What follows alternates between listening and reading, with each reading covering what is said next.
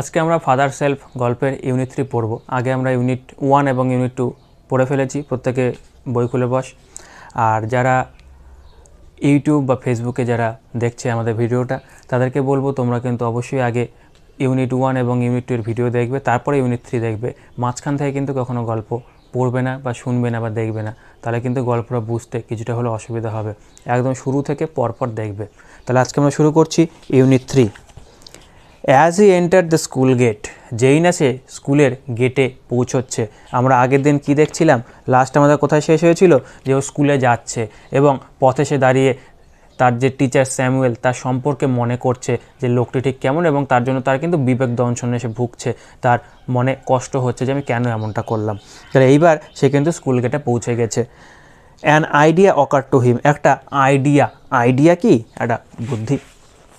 অকার মানে হচ্ছে উদিত হওয়া বা তার মনে আসছে, টু হিম তাহলে কি একটা আইডিয়া, একটা বুদ্ধি তার যেন মাথায় আসছে। He would deliver the letter to the headmaster at the end of the day. সে কী ভাবছে না, দিনের শেষে সে হেডমাস্টারের কাছে গিয়ে সেই চিঠিটা দেবে। সে গিয়েই প্রথমে দেবে না, তার বাবা বলেছিল তুমি গিয়ে হেড টিচারের হাতে চিঠিটা দেবে এবং তারপর তোমার ক্লাসে চলে যাবে। কিন্তু এর এবার মাথায় কি বুদ্ধি আসছে না, ও কী করবে, আগে সমস্ত ক্লাস করে নেবে, লাস্টে হেডমাস্টারের হাতে চিঠিটা দেবে।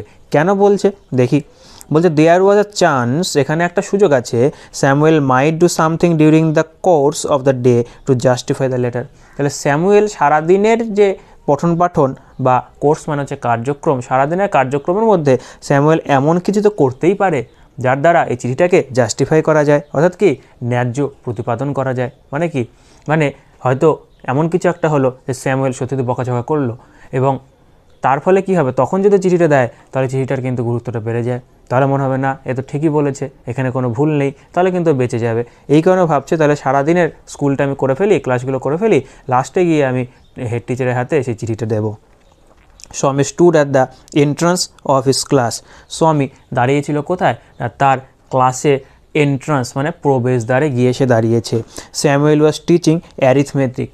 স্যামুয়েল কি পড়াচ্ছিলেন, অ্যারিথমেটিক মানে কি, পাটিগণিত, ম্যাথমেটিক্স কিন্তু নয়। আমরা অনেক সময় দেখি এমসিকিউয়ে বা ট্রু ফলসের মধ্যে ওখানে কিন্তু ম্যাথমেটিক্স দেয় বা ম্যাথ দেয়, অনেকে সেখানে গিয়ে টিকমার্ক করে চলে আসে বা ট্রু করে, এটা কিন্তু পুরোপুরি ভুল। ম্যাথমেটিক্স নয়, অ্যারিথমেটিক পড়াচ্ছিলেন, পাটিগণিত, অঙ্কেরই একটা বিশেষ ভাগ পাটিগণিত, তোরা সবাই জানিস, সেটা কিন্তু তিনি করাচ্ছিলেন। হি লুকড অ্যাট স্বামী, তিনি স্বামীর দিকে তাকালেন। Swami hoped Samuel would scold him severely. Swami আশা করছিল যে স্যামুয়েল কি করবে, স্কল্ড মানে কি, বকা দেওয়া, তাহলে বকা দেবে তাকে বা তাকে তিরস্কার করবে, সেভারলি মানে হচ্ছে গুরুতরভাবে বা প্রচণ্ডভাবে। তাহলে স্বামী কী ভাবছিল যে আমি তো আজকে দেরি করে এসেছি, তাহলে স্যার নিশ্চয়ই আমাকে এবার প্রচণ্ড বকাঝকা করবে। You are half an hour late, Samuel said. Samuel বলছেন তুমি হাফ অ্যান আওয়ার কি 1 ঘন্টা, আর হাফ মানে কি অর্ধেক, তাহলে 1 ঘন্টার অর্ধেক মানে কি আধা ঘন্টা, অর্থাৎ 30 মিনিট লেট করেছো। I have a headache sir, Swami said. Swami কী বলছে, স্যার আমার মাথা ব্যথা ছিল। Then why did you come at all, তাহলে তুমি আসতে গেলে কেন? যা বাবাও ভাবছিল বকাঝকা করবে, সেখানে স্যারা উল্টে বলছে কি তোমার মাথা ব্যথা, তো কি আসার দরকার ছিল? This was an unexpected question from Samuel. এটা ছিল কি স্যামুয়েলের থেকে পুরোপুরি অপ্রত্যাশিত একটা প্রশ্ন।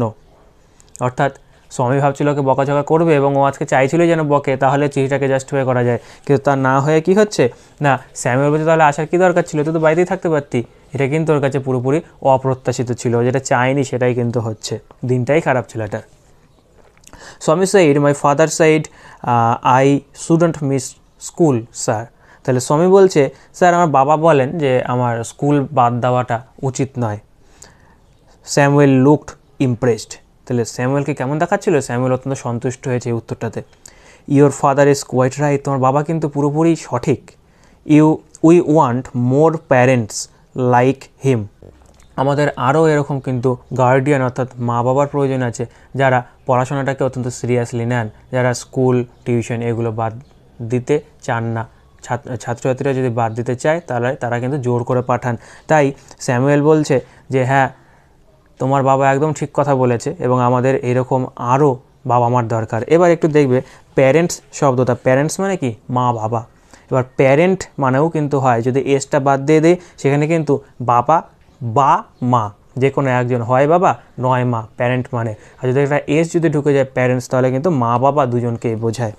আচ্ছা, ওহ ইউ পুয়ার ম্যান, স্বামী থট। স্বামী ভাবছে আহারে তুমি বেচারা মানুষ। এখানে পুয়ার মানে কিন্তু গরিব নয়, বেচারা, বেচারা মানুষ। You don't know what my father has done to you. তুমি তো মোটেও জানো না যে আমার বাবা তোমার কী করেছে। ও কী ভাবছে যে তুমি আমার বাবার প্রশংসা করছো, তুমি তো মোটেও জানো না যে আমার বাবা তোমার কী সর্বনাশটাই না এবার করবে। চিঠিতে কী যে লিখেছে তুমি পরেই বুঝতে পারবে। All right, go to your seat. ঠিক আছে, যাও তোমার সিটে তুমি বসো, তোমার আসনে গিয়ে তুমি বসো। স্বামী স্যাট ডাউন। স্বামী কী হলো, বসে পড়লো। Feeling sad, দুঃখিতভাবে। ওর দুঃখ হচ্ছে। কেন? ও তো ভেবেছিল বকবে, যা বকলো না, ওর যেন দুঃখ হচ্ছে। ও দুঃখিতভাবে সে গিয়ে বসে পড়ছে। He had never met anyone as good as Samuel. সে কখনোই স্যামুয়েলের মতো এত ভালো মানুষের সাথে আগে দেখা করেনি, তার সাক্ষাৎ হয়নি। তাহলে ভাবছে আহারে, শুধু স্যারটা সম্বন্ধে আমি এই কথা বললাম, স্যারটা তো এত ভালো স্যার তো আমি এর আগে কখনো তো পাইনি, কখনো দেখিনি। অন্যান্য স্যাররা তো বকাঝকা করে, স্যার তো আমাকে কিছুই বললো না, তাহলে আমি শুধু তার সম্বন্ধেই বলতে গেলাম। তাই ওর কিন্তু দুঃখ হচ্ছে। The teacher was inspecting the home lessons. The teacher, শিক্ষক মহাশয়, তিনি কী করছেন, ইন্সপেক্টিং মানে হচ্ছে দেখা করা, মানে দেখা বা চেক করা আর কি, পরীক্ষা নিরীক্ষা করছেন। দ্য হোম লেসন্স মানে কি, গৃহকাজ। তার বাড়ির যে কাজগুলো দেওয়া ছিল, হোমওয়ার্কগুলো দেওয়া ছিল, সেটা তিনি চেক করছেন, তিনি পরীক্ষা করছেন। দ্য টু স্বামীস থিঙ্কিং, স্বামীর চিন্তাভাবনায়, this was the time when Samuel got most angry. এটাই হচ্ছে সেই মোক্ষম সময়, যে সময় কিনা স্যামুয়েল বেশি রেগে থাকে। But today Samuel appear very gentle. কিন্তু আজকে স্যামুয়েলকে যেন আরও বেশি নম্র ভদ্র বলে মনে হচ্ছে। আজকে তিনি একদম বকাঝকা করছেন না, আজকে তার যেন একটা ফুরফুরে মেজাজ আছে। Swaminathan, where is your homework. এইবার আসছে ওর টাইম। বলছে স্বামীনাথন, তোমার হোমওয়ার্ক কোথায়?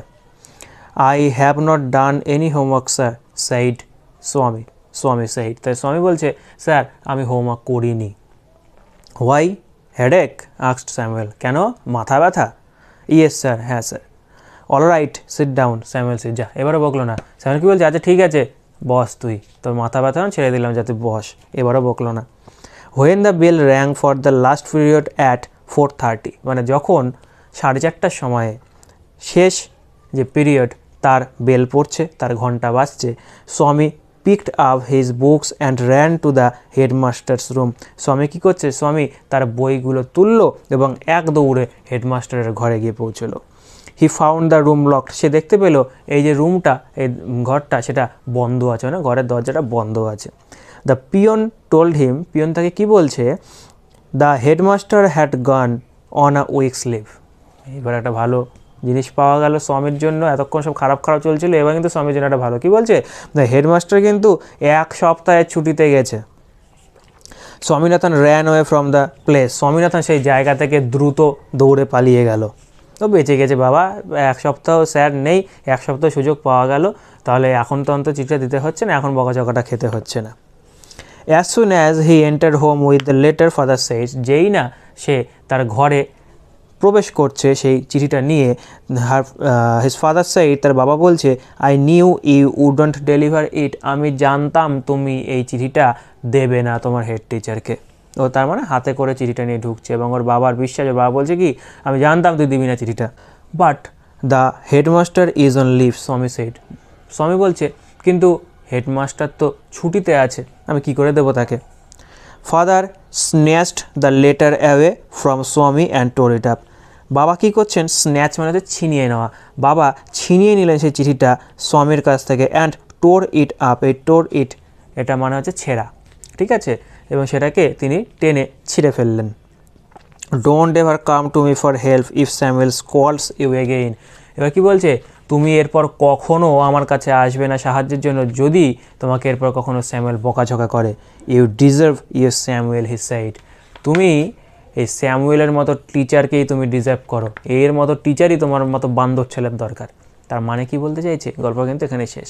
তার মানে লাস্টে কী হলো, অনেকে হয়তো বুঝতে পারছিস না যে কী হলো। একটা ছোটো গল্প কবিগুরু রবীন্দ্রনাথ ঠাকুর বলেছিলেন, ছোটো গল্প সেটাই যেটা শেষ হয়েও হইল না শেষ, শেষেও যেন মনে হচ্ছে আরও কিছু হওয়া উচিত ছিল। তাহলে এখানে কী হচ্ছে, লাস্টে এসে ও যখন চিঠিটা দেয়নি, চিঠিটা নিয়ে ঢুকছে, ওর বাবা বলছে আমি জানতাম তুই চিঠি দিবি না, তার মানে কি ওর বাবা আগে থেকে বুঝে গেছিল যে স্বামীর এগুলো সব মিথ্যে কথা, স্কুল না যাওয়ার বাহানা করেছে। এবং হয়তো ওর বাবা চিঠিতে কিছু লেখেই নি, শুধু শুধু এরা মুখ বন্ধ খামের মধ্যে কোনো কাগজ ঢুকে হয়তো দিয়ে দিয়েছে। ওর বাবা ভালো করেই জানে এই শয়তানি করছে, এই স্কুল যেতে চায় না বলে এই মিথ্যা কথাগুলো বলছে। এবং ওর বাবা এটা ভালো করে জানতো যেহেতু মিথ্যা কথা তাই ও এটা দেবে না। তার বাবা বলছে যে তোর মতো হাড়বজ্জার ছেলেদের কিন্তু এই স্যামুয়েলের মতো টিচারদেরই দরকার, তোকে পিটিয়ে তোদেরকে সোজা করবে, তাহলে তোর এই শয়তানি কিন্তু কমবে না। তাই বলছে কখনো আর আমার কাছে সাহায্যের জন্য আসবি না, তুই এই স্যামুয়েলের মতন টিচারদেরই ডিজার্ভ করিস। বোঝা গেল? তাহলে এখানে কমপ্লিট হলো। এবার আমরা এক্সারসাইজগুলো কিন্তু সব করব। সবাই ভালো করে রিডিংগুলো পড়ে আসবি, পরের দিন আমি এক্সারসাইজগুলো শুরু করব।